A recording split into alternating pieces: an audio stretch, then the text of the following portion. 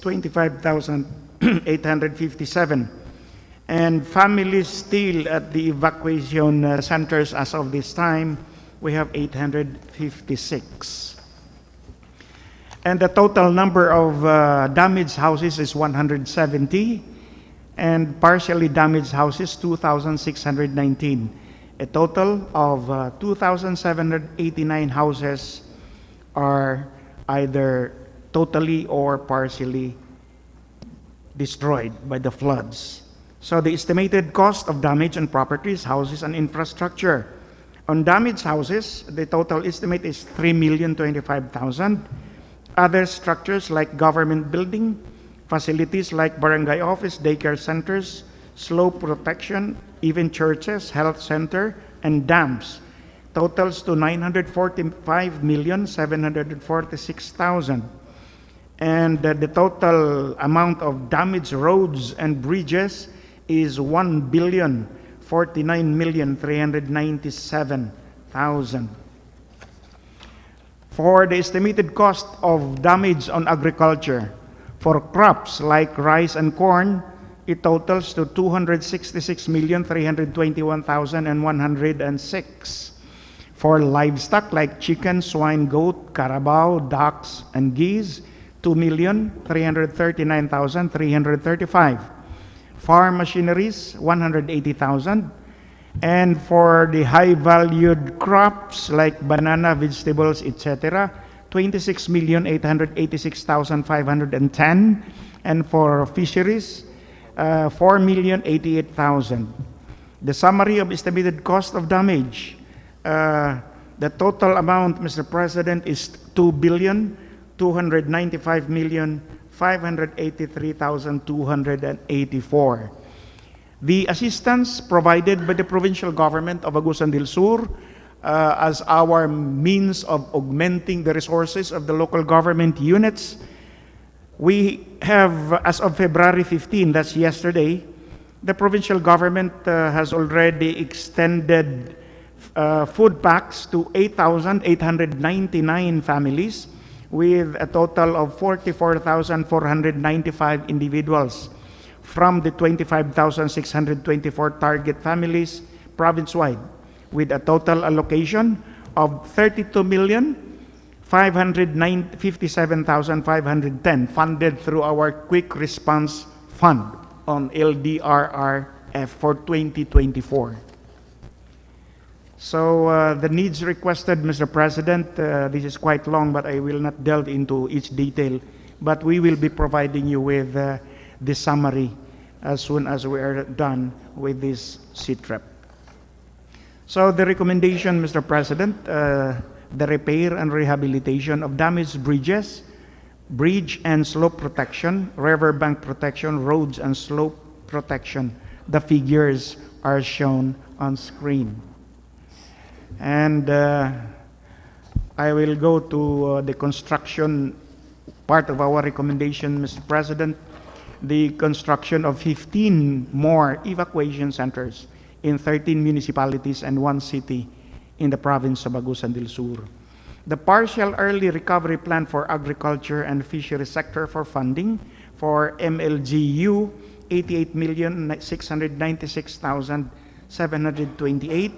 For the provincial local government unit, 11,134,353. From the Department of Agriculture, 11,106,853. And from the Bureau of Fisheries and Aquatic Resources, 1.2 million, or a total of 112,137,936. So thank you so much, Mr. President, for hearing us, and God bless us all. Let's go. All right. Siguro we can get an assessment. Do we already have an assessment dun sa infrastructure damage, Sec. Manny? Thank you, Mr. President. Our inventory of damaged facilities along national roads, Well, the Maharlika Highway is just minimal and everything has been passable after a few days after the inundation. Okay. But there are road cuts and erosions that we have to clear. And in Agusan del Sur, I think there is one bridge that has been partially damaged. But this was possible actually, but it needs a rehabilitation afterwards, Mr. President. But in the meantime, it is still possible, Mr. President, along the national As long as it's possible, so that we can provide the assistance that's needed. Nakita ko dito sa listahan ninyo, mahabang listahan ng gamot that is being requested. How are we providing that to those who need it? Yes, Mr. Sector, President. yes. We've already provided the release of our quick release funds from central office, which we are downloading to Caraga. The regional office has already provided some of the medicines. Some of them are for the water, sanitation, and hygiene. We provided already a bladder for water, and we also provided aquatabs because we detected coliforms in the water source. So we're trying to avert any outbreak in waterborne diseases. Karamihan po, Mr. President, ng mga sakit yung sa cough and colds or acute respiratory infections in our evacuation centers. Although meron din tayo sa mga skin disease, so we're providing the medicines for this. We've allocated in our quick release funds as much as 42 million pesos available to Caraga. In the meantime, we're using the funds of Caraga Regional Office to the governor has provided us a very nice land for our PIDOHO, our public health office. So they're very well coordinated, and I'm told the governor is very much health oriented. So nakatuto kami sa evacuation centers. I just discovered damage pala yung ibang bahay, so they will stay longer in the evacuation. Usually po kasi, Mr. President, pag baha, pag nag-recede dyan, bumabalik kaagad sila sa mga bahay nila. So nawawala yung problem sa displacement. Yung public health issues of displacement. That's another thing. How do we get it to the people that need the medicines? Yun ang kailangan nating I guess we leave it to the LGUs. Oo, kayo na munang bahala. Basta we'll supply what we can, what we have. Because alam naman ninyo kung sinong nangangailangan, where they are to be found. Yes, sir. So that as usual, it always ends up, the last mile is always LGU. That's always the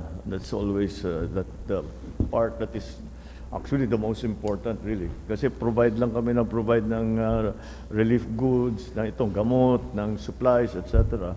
But you have to be the ones to assess. Dahil mas alam ninyo yung nangyayari sa lugar ninyo kasi sa kahit sino. So we will depend upon the LGUs as we always do. Okay, Rex, how's the situation in terms of the evacuation, etc.? We've already released sa buong region since the rain started 117,000 family food packs, of which the greater part went to Agusan del Sur, 91,000 because of the declaration of state of calamity. Yeah. Pero on top of that, as the normal standard operating procedure, we've already started engaging the local leaders on the emergency cash transfer. We can use the emergency cash transfer for Agusan del Sur because of their declaration of state of calamity.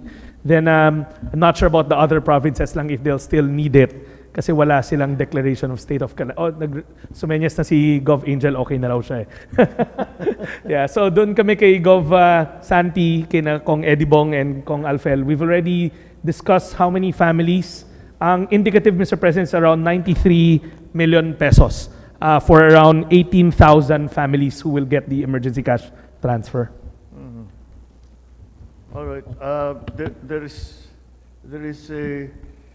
one of the items here is drinking water ulit. We're back to that problem again. Is there a problem sa supply of drinking water? Actually, those areas where I went to, Mr. President, last week together with my staff, wala po akong makikitang source of water doon. So it's very ironic that these people are submerged in water, but they are suffering from thirst because due to lack of supply of water.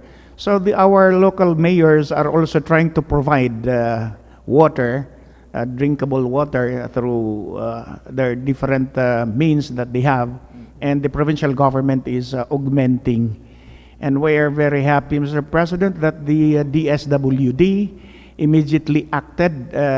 They provided us with all those things needed by the people. But the sustainability, Mr. President, is the problem. Like, for example, the number of houses being counted as totally damaged. I myself, Mr. President, cannot be certain that that is the accurate number. When I was there, we could not see houses built on land because even the roof, you cannot see it anymore. It's already flooded. That's ganun po kalalim yung tubig, Mr. President. Ganun kataas. The only houses that we saw in the area are those houses that are built as floating houses. Even in the different school buildings, Mr. President, I was there myself. Ang makikita mo na lang dun sa eskwelahan, Mr. President, yung flag na lang po ng Pilipinas. Yung pole, hindi mo na makikita. Yes, Mr. President. So, ganun po kalala. But, meron din pong mga tulong na dumating, Mr. President, galing sa Office of Civil Defense. Kahapon lang po, nagbigay sila dito ng dalawang napakalaking trucks loaded with non-food items. And that was to complement what the good DSWD Secretary has provided us with, yung mga food packs over and above the food items that we at the provincial government provided them with. Is what we have now, is it enough? No, Mr. President, because hindi pa namin nabigyan ang lahat. Well, the problem here is that the ongoing pa rin ito. You can see the weather outside, ongoing pa rin ito. So we cannot put a final number on anything because pero lahat na ng lugar, lahat na ng barangay pwede nang pasukin o hindi pa? Some barangays pwede nang pasukin by land. Na-isolate pa? Yes, isolated pa, Mr. President. Yeah. All right. So we'll just have to do what we can in the meantime. Because even the public works will have to do the assessment. They cannot do the assessment if the floods are still ongoing. The same thing, actually, with all of the departments, we'll have to just provide as needed, because we do not have a final number yet. But I think we have enough. We have enough supplies for all of this. Food packs. Let us start with food packs. Mr. President, yes. In fact, we've communicated to the local stakeholders that the regional office has enough food packs. We just replenish them again. So as they need, they can tell the office, the regional director will keep on sending. Marami ho tayo nun, Gov. We just replenish the entire warehouse ng region ulit. Thank you po. The only problem, Mr. President, is it would take months before the flood waters will subside to its normal level. Kasi po ang hina po ng daloy ng tubig sa Agusan River because of siltation.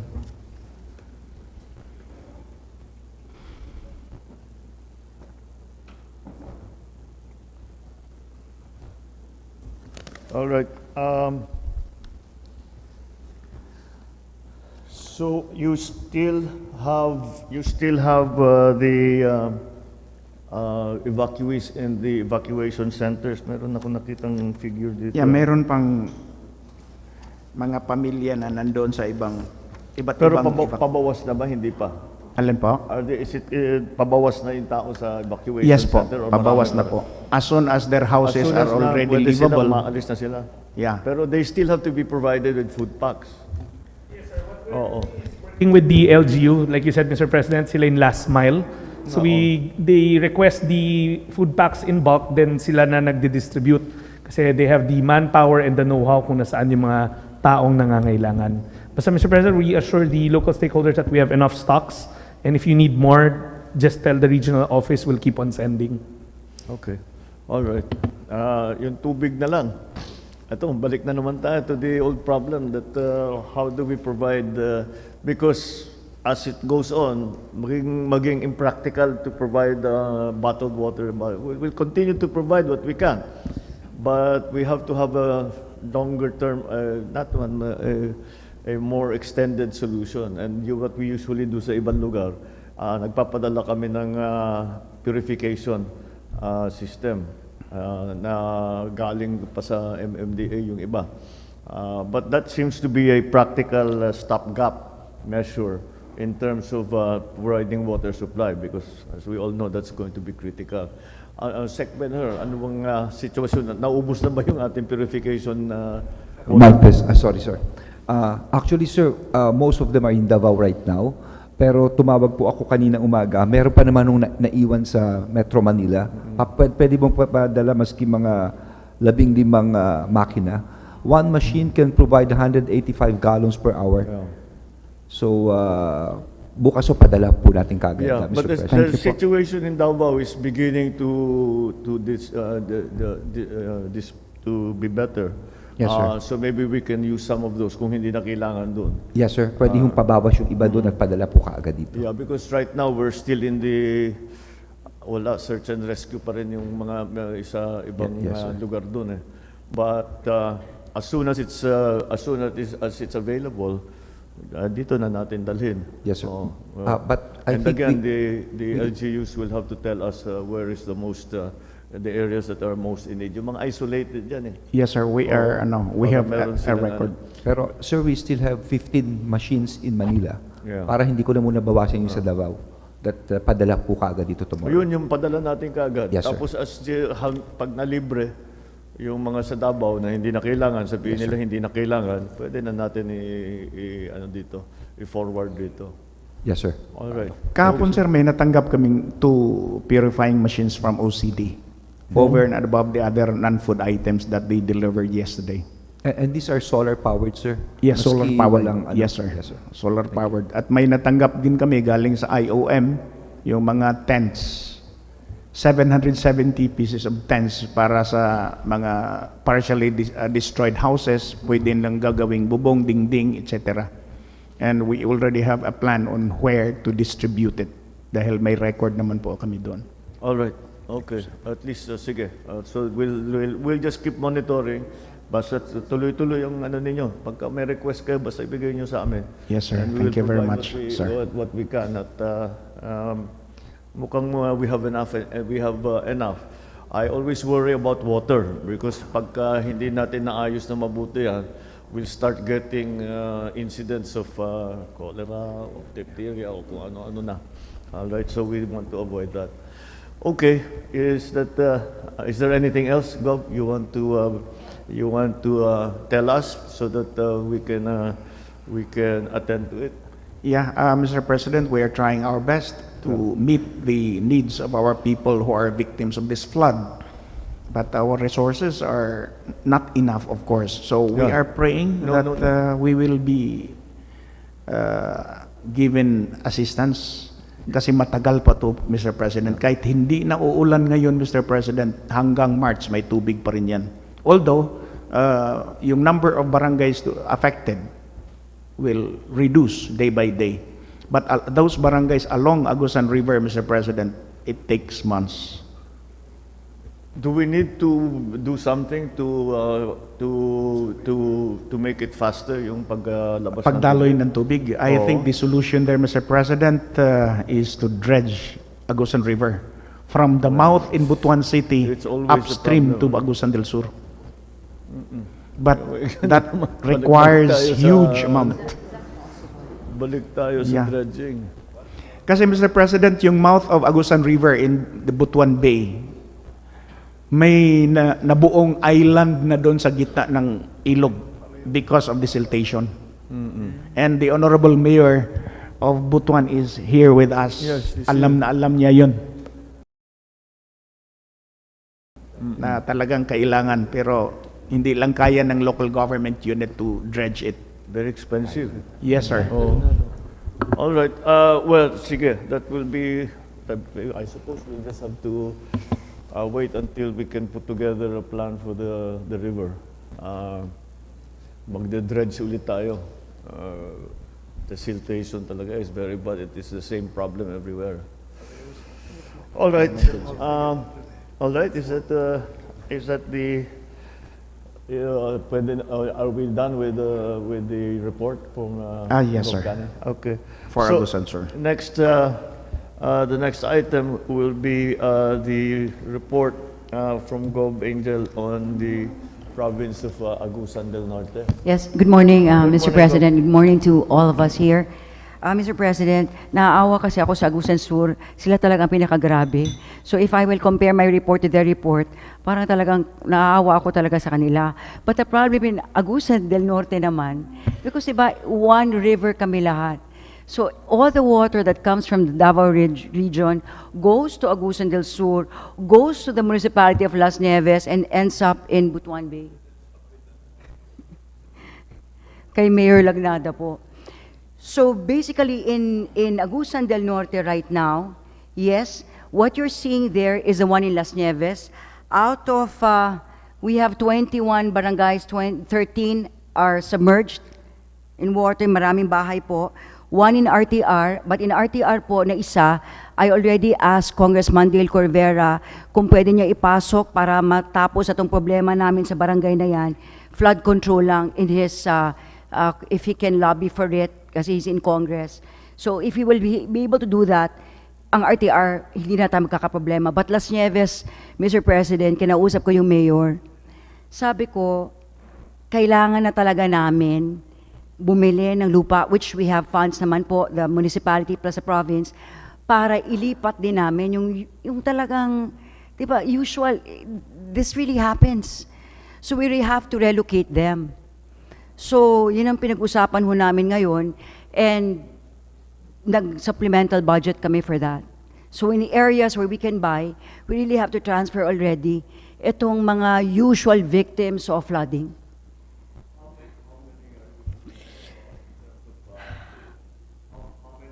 Thinking about in terms of families, Okay, households. ganito yun, Mr. Kailangan President. sa Kasi hindi palagay natin nyo kaya kailangan kasi, ilipat. di ba? Kasi we're talking about 4,000 families. So ang iniisip po namin, isa-isahin namin, yung grabe, hanggang sa makaya ng pondo namin. Kasi syempre, Mr. President, pagkabili ng lupa, ayusin yan para maayos naman, tapos bibigyan namin sila ng pangpatayo ng bahay nila. We coordinated with Congressman Joboy Aquino, kasi first district po ito, na kung pwede isali sa tupad, habang gumagawa, may sweldo sila, lalo yung skilled workers ng per pamilya. Kung gagawa sila, pwede pa ho yun. So, merong kita rin sila din po ang gagawa ng bahay nila. Ang mga materials will come from the LGU and the province. Tapos, tupad program from Congress, tama ba? Hindi ba po yun pwede? The tupad is under DOLE, but we can relay. Sorry, sir. Relay Kasi, to, sorry po kay Yeah, Congressman, under Congressman DOLE. Joey po ako pupunta kasi. Oo. So, he said, okay. Kasi if we will be able to build those houses again, pag humupa na get the, hindi ba pwede po yun? But sa DS, Mr. President, we have our own cash for work which we use in Mindoro Oh, for but I disaster pwede rin po? This seems to be a different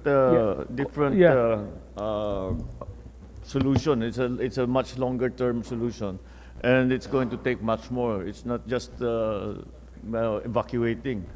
Kasi we have to set up a community. We cannot just build a house. We have to Yes. build the infrastructure, the roads, all of these things that are needed to have a functioning community. Pero Mr. President, talagang ganito na talaga hanggang mawala na tayo sa Pilipinas.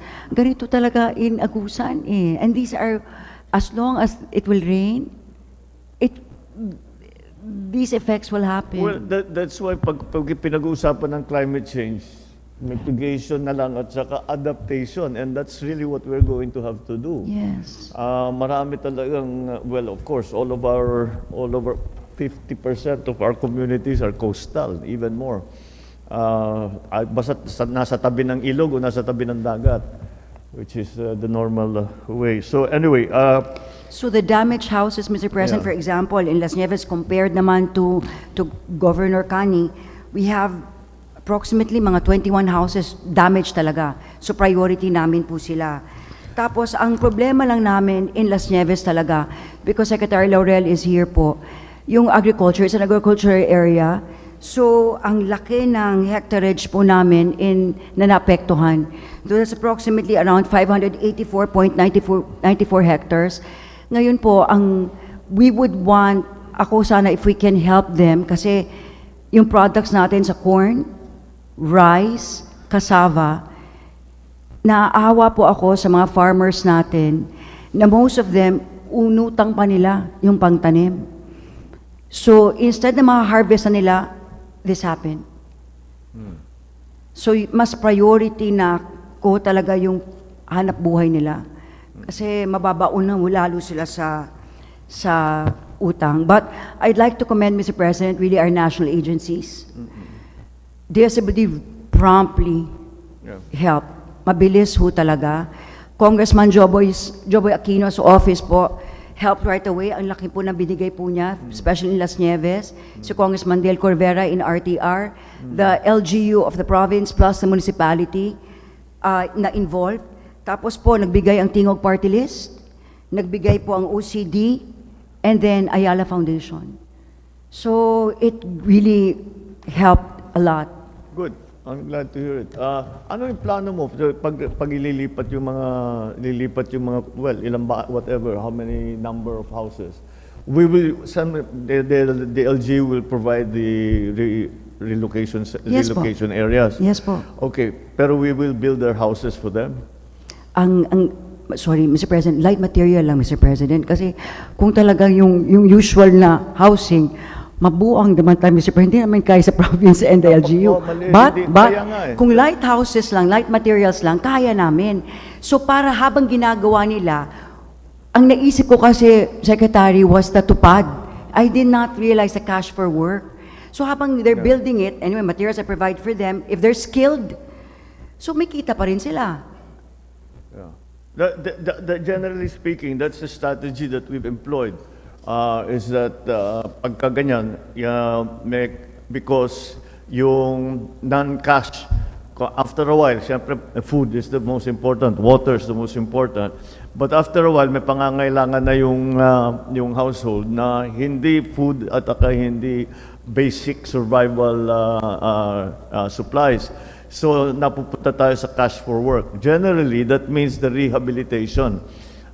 Whatever, maglinis sila, whatever yung gagawin nila. So we can apply that to their rebuilding their houses. But again, we depend on the LGU to tell us where it is going to go, what kind of community we're trying to put together again. Pero Mr. President, meron pa ho kaming ginawa ni Mayor. Sabi namin, I told the Mayor, we have to be very strict, especially with the barangay captains involved.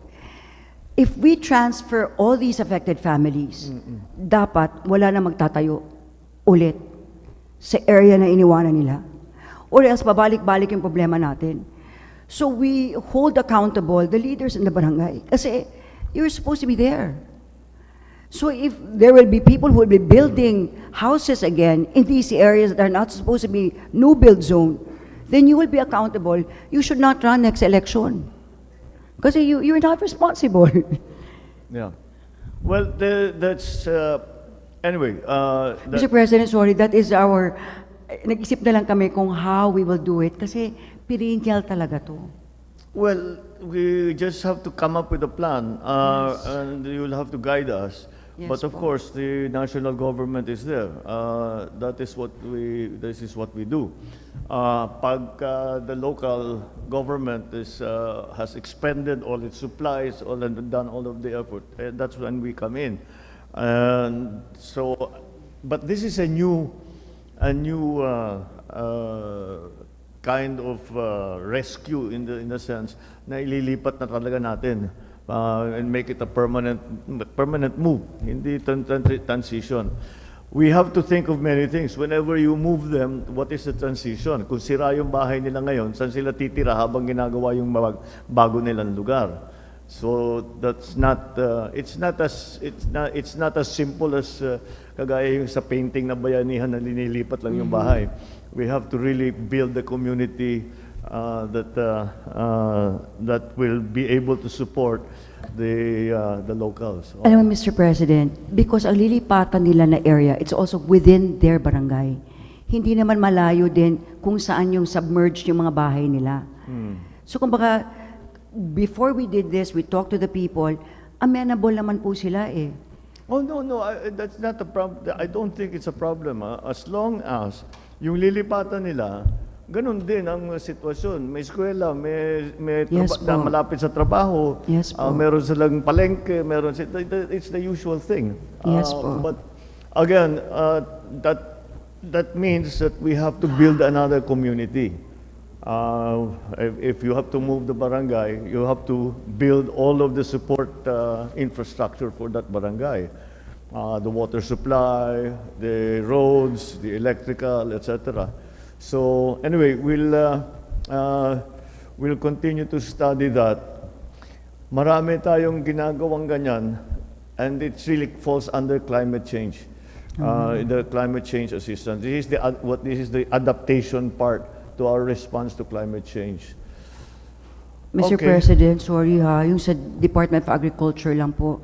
Kasi ang problema ko ngayon, yung mga farmers talaga na baka mabaon ulit sila sa utang.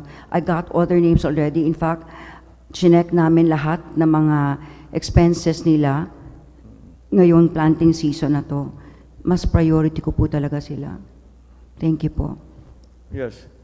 Yeah. The DA can provide, but at the moment, di naman sila makapagtanim. We will have to wait until everything subsides. But the assistance in terms of inputs, seeds, fertilizer, lahat yung mga nasira, it's available.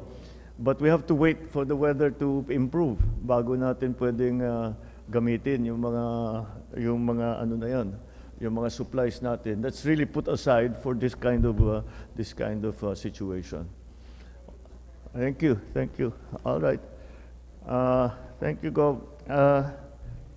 Who's next? Gov Pimentel, please, if you could proceed with the report on Surigao del Sur. Magandang umaga po, mahal na Presidente. Yung sa low pressure sa LPA po, masyadong konti lang naman yung minimal lang naman ang damage sa amin.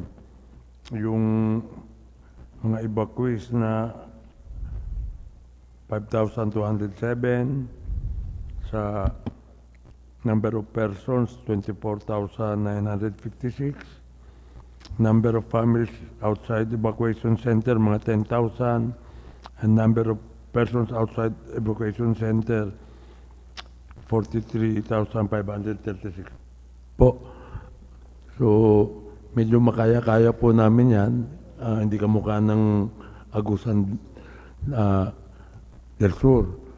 I am more concerned po yung rehabilitation ng earthquake na 7.4 magnitude. Kasi yung mga eskwelahan po namin, sa dami ng aftershock, naka 10,000 na po kami.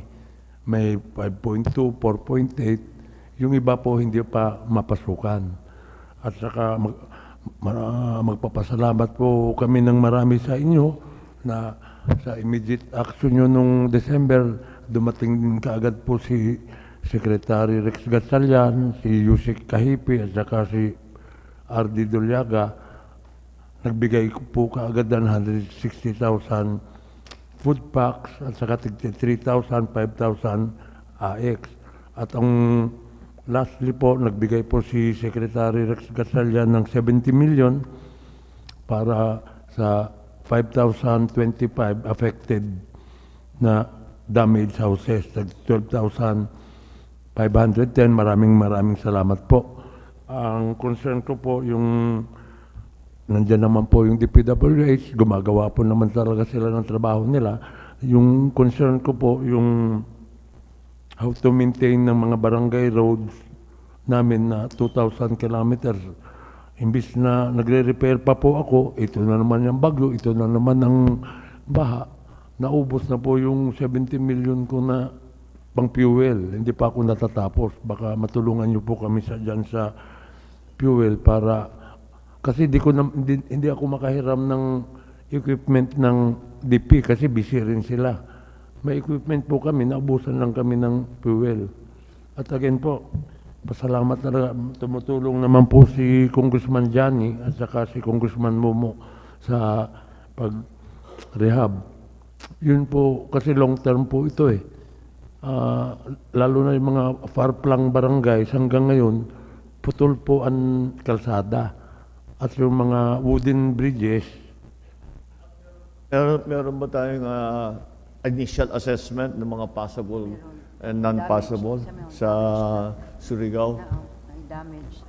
Sa LPA lang po yan eh. Mas concerned ako sa Sa- earthquake. sa Kasi lindol. yung office nyo po, sabi ko, gusto ko yung sa earthquake, ayaw nilang pumayag kasi LPA lang daw. Bako hindi naman kami masyadong na-damage. kahit anong disaster, pwede. Pasensya na po, oras na po na nandyan na po kayo eh. Oh. Okay, let's move to that muna. Meron ba tayong initial assessment after the pagtama ng earthquake? Actually, what we have done actually, Mr. President, is actually we have assessed actually yung mga damaged buildings. Buildings pa? Mga buildings muna po yung inano namin, especially yung mga school buildings. And we have made this assessment and I think we have already forwarded it to OCD yung requirements for the rehabilitation of the school buildings po. Oo, patong-patong yung lindol. Tapos, yung sa Davao, may effect yung lindol, nag-loosen yung lupa. Kaya umulan na, bumagsak na. Malalakas I po think yung the same thing will aftershock, may happen here. 5.2, 4.8. Oo. Naka 10,000 na nga po eh. Yung nasisira na ulo namin eh. Ang aftershocks, yung ano po, yung immediate po, yung sa highway, di ba, nire-repair nyo na, pero dapat mabigyan yan ng funding. At saka, yung eskwelahan po talaga kasi palaki ng palaki yung mga crack. So, hindi ko mapapasukan ng estudyante, baka bumagsak. Oo. Well, another. So, okay. Napasama na yung sa lindol. But, unahin na natin ito. In terms of the evacuees, I think okay na tayo. Nakakapag-provide naman tayo ng pangangailangan nila. All right. So now it's the more long-term damage that we have to worry about. Opo. Yun na nga, yung mga kalsada na at saka tulay, pati tulay. Opo, yung importante po, yung sa highway naman, di ba, na-check nyo na po, Secretary. Ginagawa na nila na paraan. Ang concern ko po, yung sa mountain barangays na hindi na madaanan ng kalsada at saka yung mga kahoy po na wooden bridge, hinuhuli naman ng DNR. Saan kami kukuha ng kahoy? Dapat po ma-repair yan. Dapat mabigyan kami ng konting leeway ba na yung exempted sa DNR yung paggawa ng wooden bridge. Now? Mga wooden bridge sa mga barangay po. Kasi hinuhuli ng DNR yung mga kahoy namin.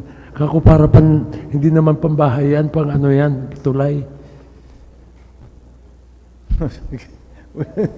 We'll see what we can do. Para matapos na yung problema, hindi.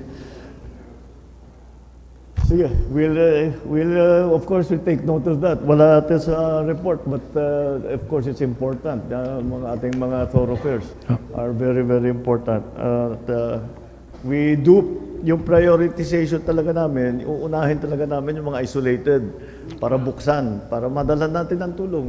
Yun na nga po yung concern ko eh. Yung upper barangay, hindi na sila makababa. Wala ng kalsada. So, Mas putol pa ang wooden bridge. So, pag na-identify naman natin yung mga isolated na barangay, yun ang unahin natin yung mga daan papunta doon para makapasok na tayo. Magpatulong lang po ako doon para madaanan. That's the first. And then titignan. So, of course, yung susunod na ron, tuloy-tuloy naman ang public works na nag-a-assess. Tinitignan habang basta't medyo medyo mas maganda ng weather at tapos na ang pagbaha. Pwede na sila talagang matignan talaga nila na mabuti kung ano naging damage sa kalsada, yung mga erosion, yung mga footings ng tulay. all of these things they will have to assess properly. Tapos bibigyan tayo ng recommendation kung anong dapat gawin. Kung minsan kailangan maglagay ng mas bagong tulay, kailangan lalagyan natin ng slope protection, lalagyan natin ng drainage, whatever.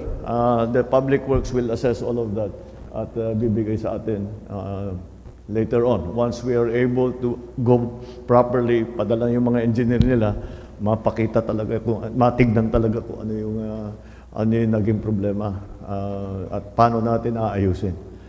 Okay. Maraming salamat po, Thank Mr. you. President. Salamat ko. Okay, the next item is the OCD with the RD of the OCD, Regional Director Maso will give us the government response so far to the effects of the Northeast monsoon. Good morning, His Excellency Good morning. Ferdinand Marcos Jr., Mr. President. I'm tasked to report on the government's response to the flooding in the region. This is a consolidated response from the national government and the local government units. 77,972 families or 313,408 persons were provided with different kind of relief assistance, a total amount of 106 million as of yesterday. But in this morning, we just accounted a 115 million cost of assistance in total. But we expect this to rise because of the incoming assistance, Mr. President. The items are as follows: family food pack, medical supplies, family packs, NFIs, other NFIs, shelter repair kits, tarpaulins, generator set, hygiene kit, and other NFIs such as jerry cans, sleeping kits, blankets, etc. Now, for the needs requested, we consolidated as a whole for Caraga Region the food items as expressed by the governors this May. In the forms of rice, we have initiated, OCD has initiated the release of rice for Agusan del Sur, 530 sacks, and Agusan del Norte, 500 sacks of rice. And there is still 3,000 more that we can provide as if the LGUs will request. And also bottled waters have been already provided. And as of yesterday, we forgot to write there, 2 units of water filtration units have been deployed in Santa Jose, Pagob, Agusan del Sur yesterday. And for the non-food items. How much is the throughput of the water purification? In other words, how many liters can you purify in 1 hour? Or that's only 60 liters because it's small, only 2 yesterday. 60 liters per hour. Per hour? Yes po. But we expect more to come from other regions. OCD, our offices are augmenting. So we're expecting more filtration, water filtration units, Mr. President. Yeah, you know, we should look into, I learned this during Yolanda. There is an actual organization, international organization, that provides water purification. And the technology that they give us is they only give the filter mismo. Ikaw magpo-provide ng balde, bubutasan mo yung balde, then you put this inside. It is any kind of water. Ang demonstration nila, kumuha sila nung galing sa kanal na tubig. Tapos paglabas, ininom na. Sabi na it's safe. You just have to clean it every so often. Each balde can process sufficient for 100 people every day. So maybe we should get that. Pamigay na lang natin. We should start to acquire that. I'll give you the name of the I'm sorry. It's over life or Correct. we work with them, Mr. Yeah. President. We use them sa community yung community driven. I'll take care of it, Because Mr. President. that's a very simple technology. All we provide is the bucket. Then bubutasan lang para magkasya yung filter. And then kumukuha na lang ng kumukuha. You just reload and reload. It's 100 persons per day. It is sufficient for 100 people per day. Well, Yun ang ginamit namin kasi wala pa nung Yolanda wala water purification na machine. So that's exactly the one. Mr. President, we work with them. Yeah. I'll take it on from there. Yeah, Tapos take it out. Yun lang ang ginagawa, that whole organization, that's all they do. That's all they do. Hindi lang ho ako naniwala nung una eh. Kaya, Oo. Oo. Tapos para hindi na natin, kukunin yung mga pagkatapos kukunin pa natin. Ito iwan na natin doon. Hindi ba? Mr. President? Yes, But please. for the filters po, hindi ba mahirap, isn't it difficult to access the filters that they provide? Oh. No, it's And now, how often do you change it? you don't have to. You backwash. You wash it. Yeah. Kasi it's yung parang Available po. yung yung filter. dinadaan nila sa It's available in the market. very thin membrane. Yung parang sa dialysis, yung ganun, kanipis. Ang dumadaan lang talaga tubig. Nothing else passes. That's why that's their demonstration is they get the water from kahit yung madumi talaga. May amoy pa nga yung tubig eh. Yes. Go ahead, please, Secretary. One of the tasks of DOH is also water testing. So nagbibigay kami ng mga test kits sa local government to check for coliforms. Kaya kung talagang duda pa rin kayo, you can test it. And then we'll find out if fit for human consumption yung water na. Yung lang, the only downside to that system is that there are no nutrients. Kasi tanggal talaga lahat, everything except the water, but that's a relatively small problem to.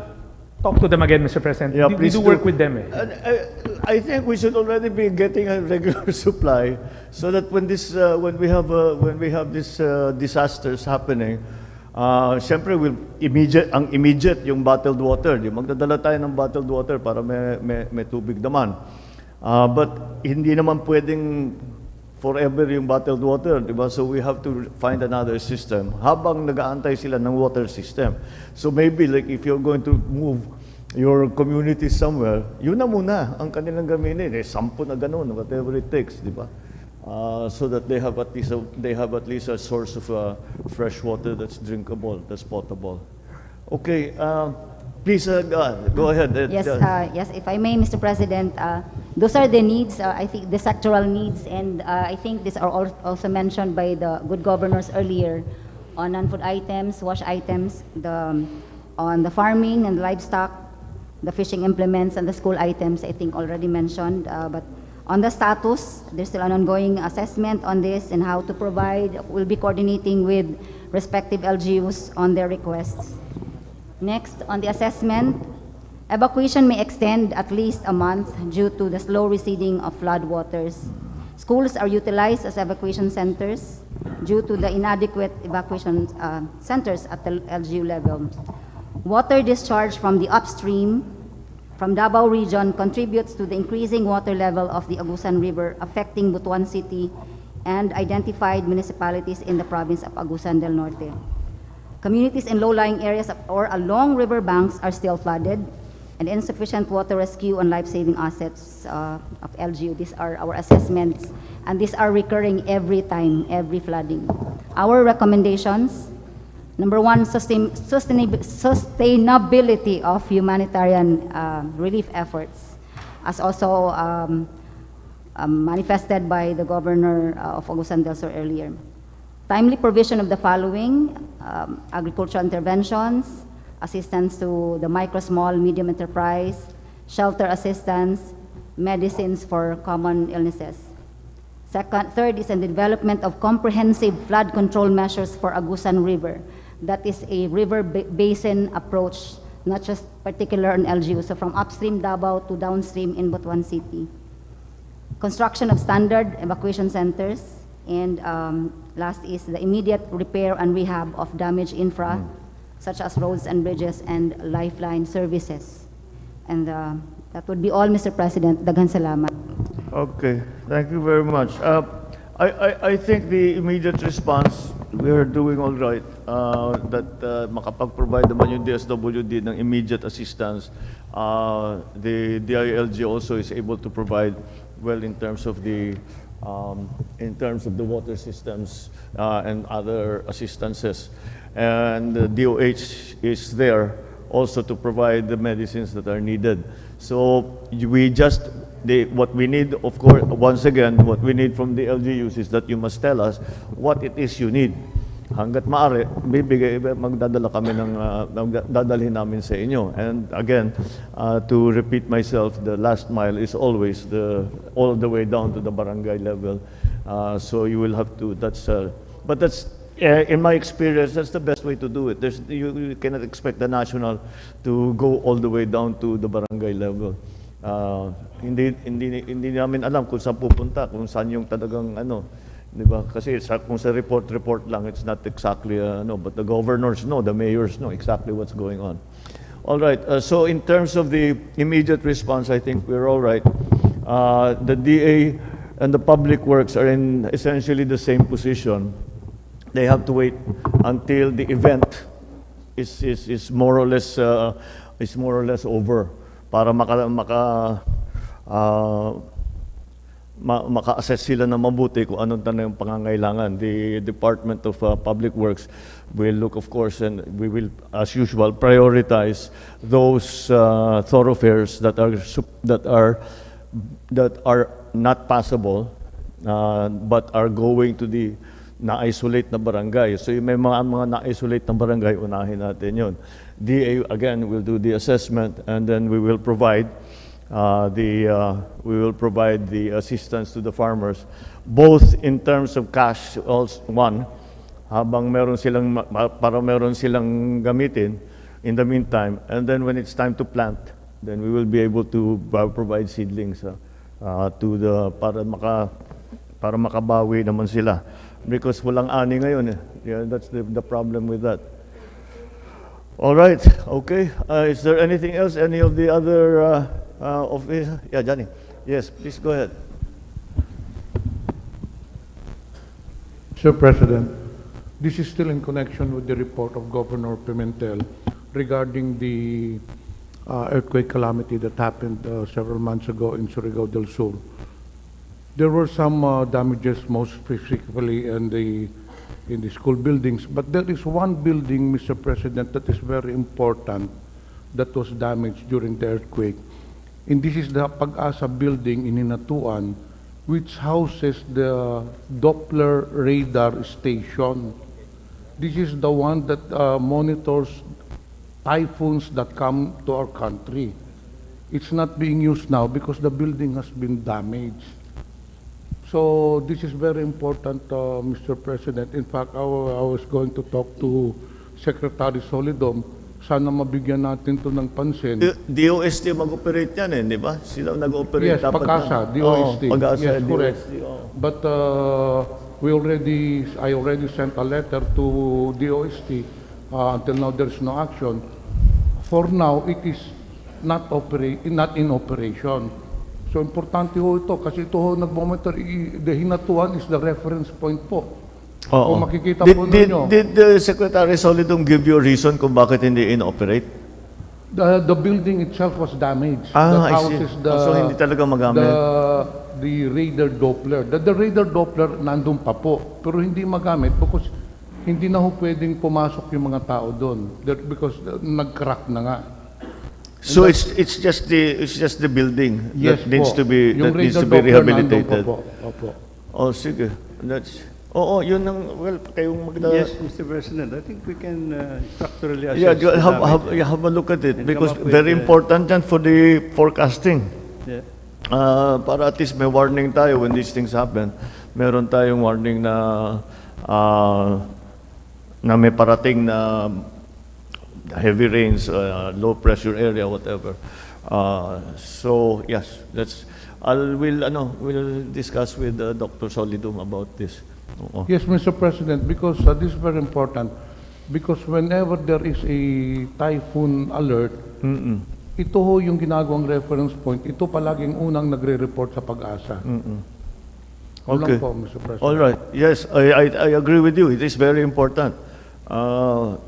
In all of the things all these disasters, the climate change and everything, the forecast has become more and more and more important. Because ang hindi ba dati pagka sinabi may bagyo parating, meron tayong 3 to 4 days, di ba? 3 to 5 days. At sasabihin ang typhoon signal, number 2 lang, number 3, kayang-kaya yan. Ngayon, iba na. And this was like, Odette was the same, Yolanda actually was the one that started it. Pag sabi, may low pressure area, ano lang yan, typhoon signal number 1, 2 lang yan. Within 24 hours yung Odette, naging 5. Within 24 hours. And that's the new phenomenon that we have to face. That's why forecasting has become even more important than it always was. And that's why tama yung concern mo na kailangan meron tayo, kung meron talagang Doppler radar doon na ginagamit for the forecasting, that should be operational. Sige, ano tayo. I'm sure kung building lang, mabilis lang siguro natin maayos yan. Okay, thank you. Thank you, Tani. Mr. President, I have a picture here. If I can show it to you, or maybe to Secretary Bonoan later, I already have a picture of the building itself. The building that houses the Doppler radar. Yung Pag-asa facility. Opo. Oo, sige, you coordinate together. All right. Thank you for that. Is there anything else anybody would like to talk about? All right, thank you very much. Thank you, Mr. President. Magandang tanghali na. At this juncture, the President shall lead the turnover of assistance from the Office of the President to the provinces, municipalities, and city affected by the recent trough of the LPA and the December 2023 earthquake in the Caraga Region. For Agusan del Sur, may we call on Governor Santiago Cane and the mayors of Agusan del Sur to receive the financial assistance for those affected by the LPA and earthquake.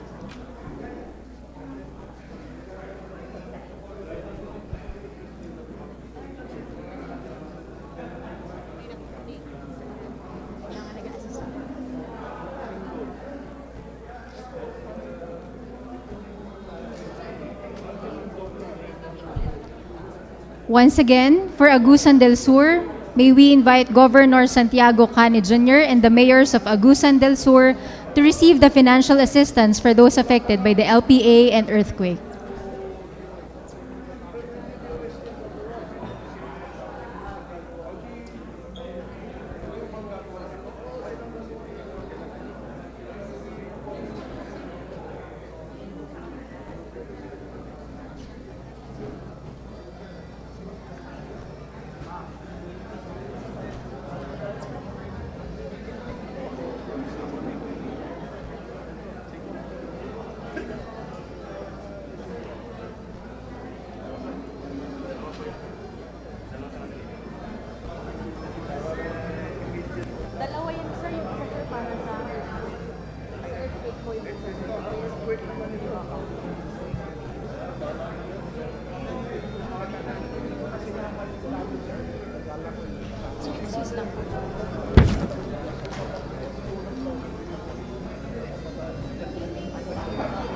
Thank you, Governor Cane and mayors of Agusan del Sur. Next, may we call on Governor Angelica Amante of Agusan del Norte and the mayors of Agusan del Norte to receive the financial assistance for those affected by the LPA.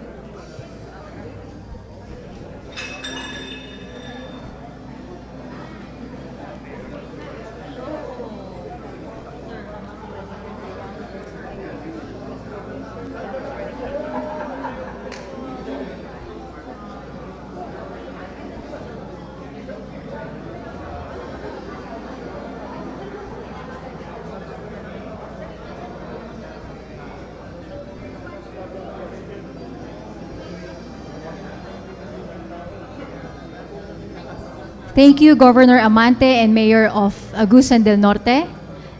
Next, may we call on Governor Alexander Pimentel and the mayors of Surigao del Sur to receive the financial assistance for those affected by the LPA and the earthquake.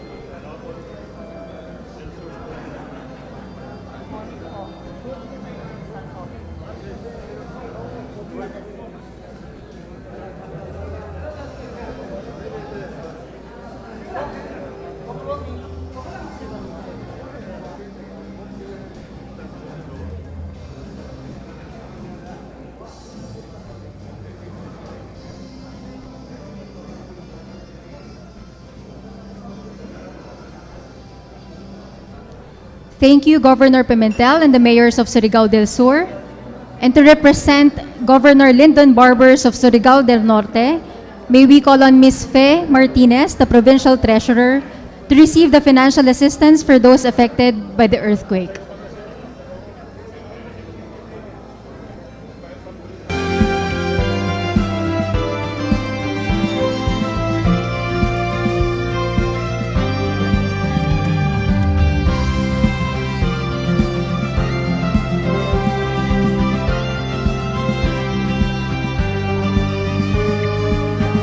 Again, to receive the award in behalf of Governor Barbers of Surigao del Norte is Ms. Fe Martinez, the Provincial Treasurer. Thank you, Ms. Martinez. Next, may we invite Mayor Ronnie Lagnada of Butuan City to receive the financial assistance for those affected by the LPA.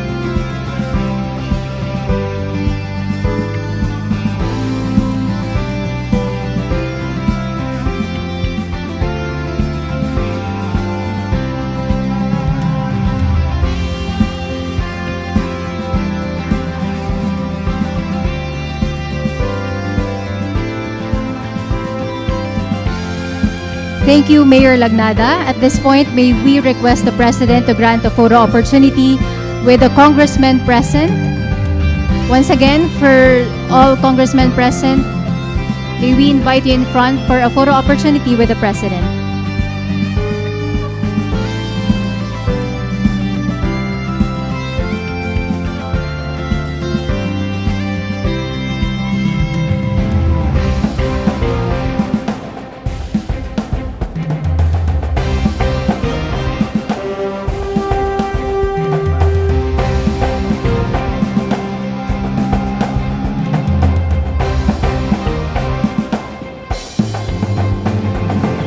Thank you, Mr. President. That ends our situation briefing for today. Once again, ladies and gentlemen, President Ferdinand R. Marcos Jr.